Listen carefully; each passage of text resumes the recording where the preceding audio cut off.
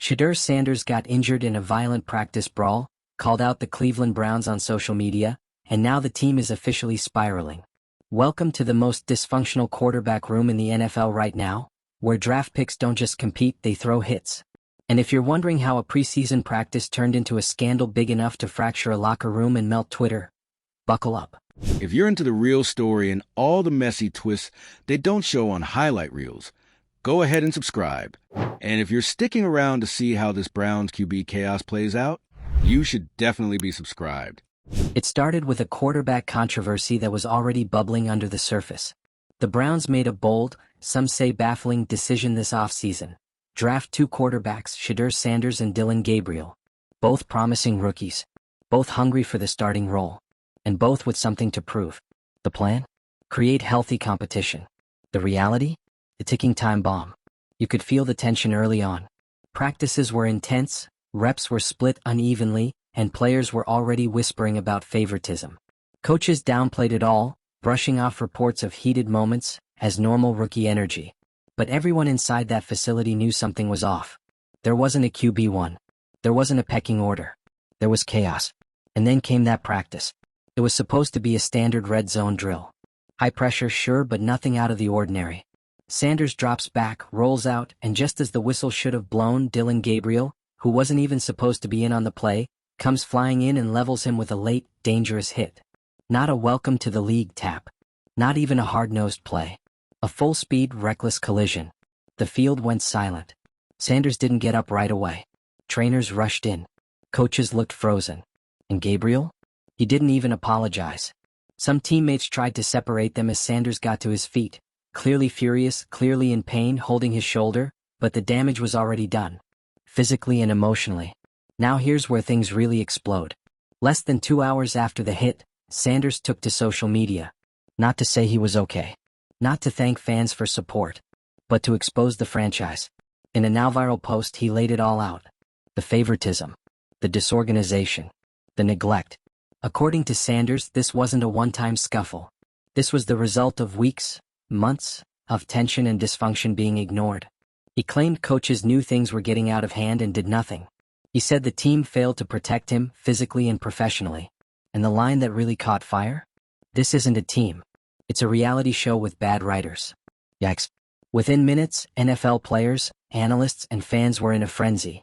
Sanders' post lit up every sports feed from ESPN to Twitter threads. Former players chimed in with horror stories of their own rookie years.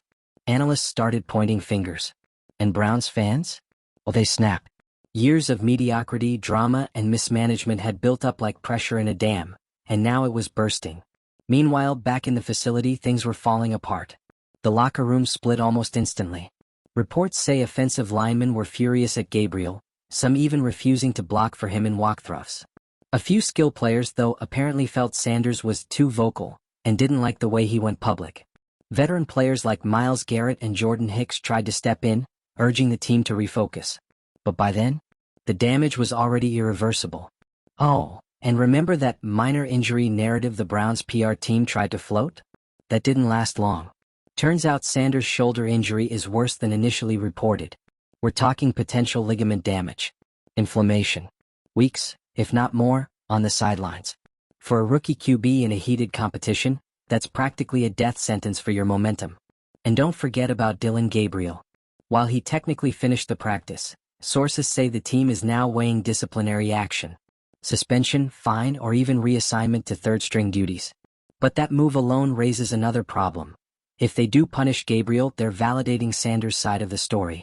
If they don't, they're risking a full-blown mutiny from players loyal to Sanders. No matter what, they lose. And speaking of losing, let's talk about this draft strategy. Who thought drafting two quarterbacks in the same class, throwing them into an undefined competition without a veteran mentor, was a good idea? With Deshaun Watson still rehabbing, the quarterback room became Lord of the Flies. Just rookies with huge egos, nothing to lose, and no leadership. The coaches? Absent. The front office? Delusional. Head coach Kevin Stefanski and offensive coordinator Tommy Rees are now catching serious heat. Why didn't they step in earlier? Why didn't they separate the two during scrimmages when the tension was clearly boiling over? And more importantly, why create a quarterback battle you clearly couldn't control? Some insiders say the coaching staff wanted to let things play out naturally. Translation? They avoided making a tough call and hoped the problem would solve itself. Spoiler, it didn't. Instead, it turned into a nationally televised train wreck. At this point, it's not just a quarterback issue, it's a full organizational crisis. Ownership is scrambling. Front office execs are pointing fingers. PR is in damage control mode. And the players? They're just trying to survive training camp without another explosion. Even the fan base is fractured. Hashtags like Protect Shedeur and Fire Stefanski are now trending. Fans are openly debating which quarterback deserves loyalty, as if it's a Team Edward versus Team Jacob situation. Except this isn't a love triangle. It's a franchise imploding in real time. And in case you thought it couldn't get worse, it might. Sanders' camp is reportedly considering outside medical opinions and could delay his return to make a point. Translation: don't expect him to play through the pain for a team he feels betrayed by. Meanwhile, Gabriel is now under a microscope.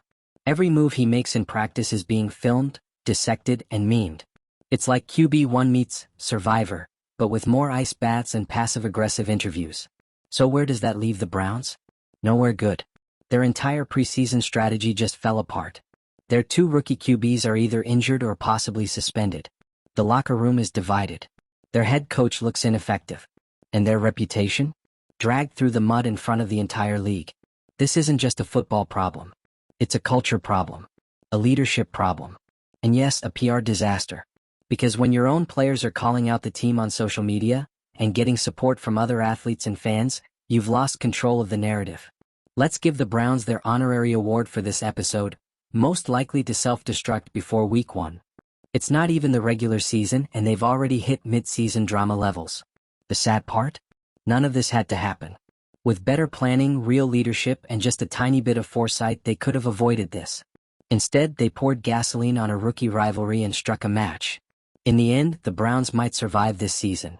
They might even spin it into some underdog redemption arc. But the damage is already done. The trust? Broken. The foundation? Cracked. And the entire league is watching them unravel. So what's the moral of the story? Don't throw two alpha rookies into the same cage and expect harmony. Don't ignore the red flags because competition builds character. And definitely don't let your quarterback room turn into a reality TV audition. Now it's your turn. Who do you blame for the Browns' meltdown? Was Gabriel out of line? Did Sanders go too far by airing it out online? Drop your takes in the comments, and if you want more chaos, controversy, and corporate meltdowns disguised as sports strategy, you know what to do. Hit subscribe. Because if this is just training camp, we cannot wait for the regular season. Silence. For 24 hours. No statement from the head coach. No acknowledgement from the PR team. Not even a half-baked "we're looking into it" note.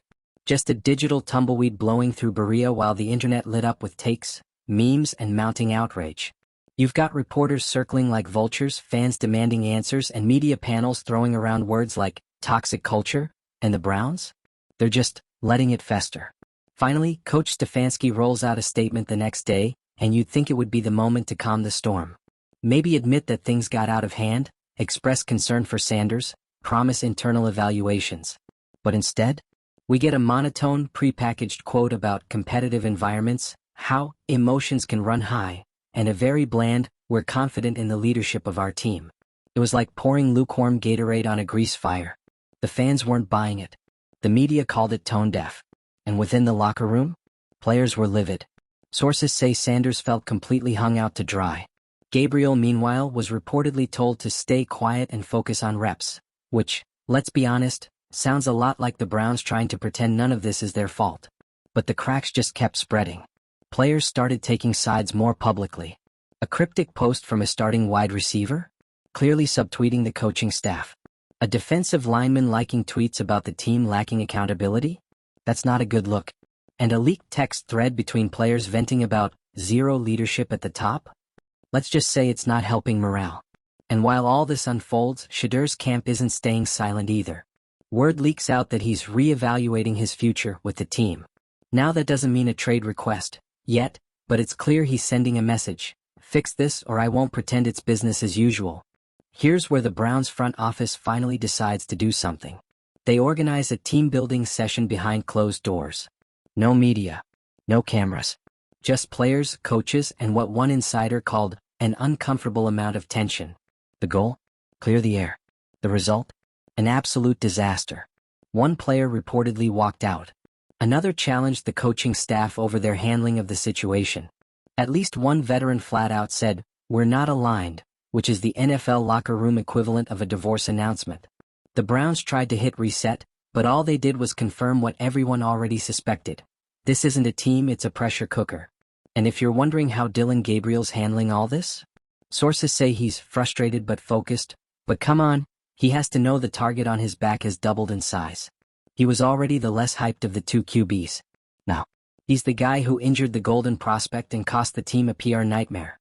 Even if you give him the benefit of the doubt, he's walking on eggshells, and the fans are not on his side. Meanwhile, Sanders is sidelined. Not practicing. Not attending press sessions. But oh, he's watching. Every snap, every headline, every rumor. And let's be real, he has leverage. This isn't just some late-round rookie. This is the son of Deion Sanders. Media magnate. College phenom. He knows how to control a narrative, and right now, he's winning the PR war by a landslide. Which brings us to the Browns' front office. The same geniuses who thought double-dipping at quarterback would be some kind of insurance policy. Except what they didn't account for is ego, identity, personality. You can't draft two alpha QBs and not expect conflict. Especially when your organizational culture is built on vibes and wishful thinking instead of real leadership. Let's call it what it is, a total strategic failure. Not just at the draft board, but in the entire quarterback development pipeline. There was no plan, no mentorship, no structure. Just a vague hope that one guy would naturally rise above the other. But what happens when both rise? Or worse, when they clash? We're finding out in real time. The Browns' entire quarterback situation is now radioactive.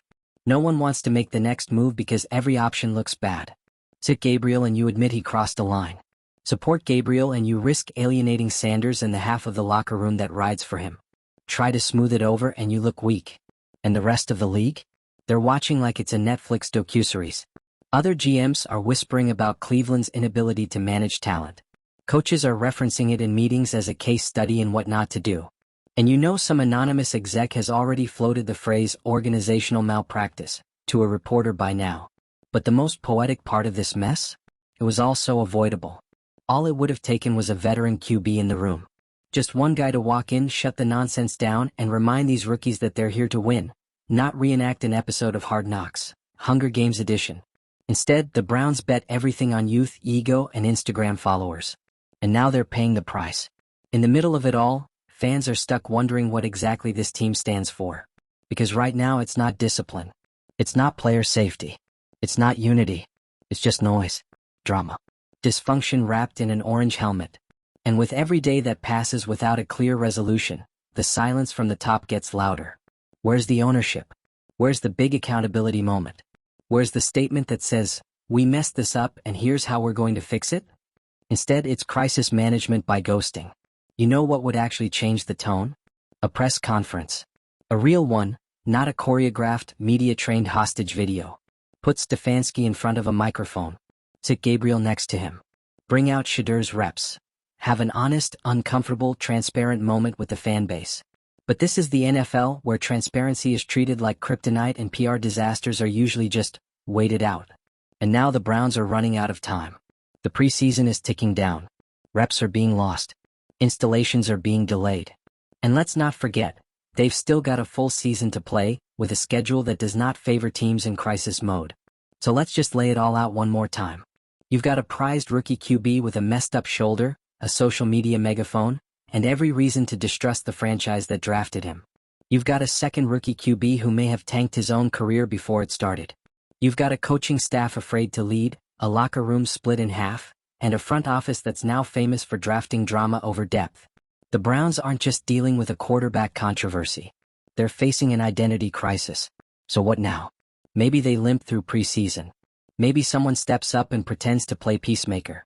Maybe by week 1 this is all buried under fresh headlines and bad weather. But the trust is gone. And unless something drastic changes, this is going to be the cloud that hangs over the Browns all season. Because when your quarterback room turns into a war zone, there's no going back. You can't just duct tape the vibe together and hope for the best. You either fix the foundation, or you start counting down to the next meltdown. One practice, one hit, one post. That's all it took to blow the lid off everything the Browns claimed they were building. And now they're left with a broken plan, a fractured team, and a fan base that's finally asking the question they should have asked years ago. What even is the plan? Make sure to drop your thoughts below. Who's to blame, who should be benched, and how you'd fix this train wreck if it were up to you. And if you live for drama, dysfunction, and sports franchises burning down their own futures, you definitely don't want to miss what's coming next. Hit subscribe. The season hasn't even started yet, and it's already unhinged. This isn't just a football problem. This is organizational rot, top to bottom. And now the spotlight is only getting hotter. Let's talk trust, because whatever shred of it the Browns had left with their locker room, their fans, or even their own rookie quarterbacks, it's gone. Completely vaporized. You think Shedeur Sanders is just going to forget that the team let him get blindsided in a supposedly controlled practice? That after calling out the franchise's favoritism and negligence, not one coach stepped up to publicly defend him or admit fault? Nah, that's not how this works. When you're a rookie and you go that public with your criticism, it's because you've already lost faith in the people who are supposed to protect you. And the Browns? They just confirmed everything he said by saying nothing. Let's be clear, this wasn't just a hit. This was a quarterback, your supposed future, getting injured in a way that didn't need to happen in a context that should have been safe. In a drill designed for timing and chemistry, not full contact aggression. But Gabriel went full heat-seeking missile, and the coaching staff watched it happen like they were just as confused as the rest of us. You don't let your franchise asset take that kind of hit in August and then spin it like, just football. That's not competitive toughness. That's negligence wrapped in coach speak. And the irony? The Browns wanted this competition. They engineered it. They thought bringing in two high-profile rookies would create this spark of innovation, a may the best man win scenario that could magically solve their quarterback woes. What they got instead was an ego clash with no guardrails, and now they're pretending like they didn't see it coming. We all saw it coming. But sure, let's move past the denial and talk about what this does to the season. Spoiler, it torches it.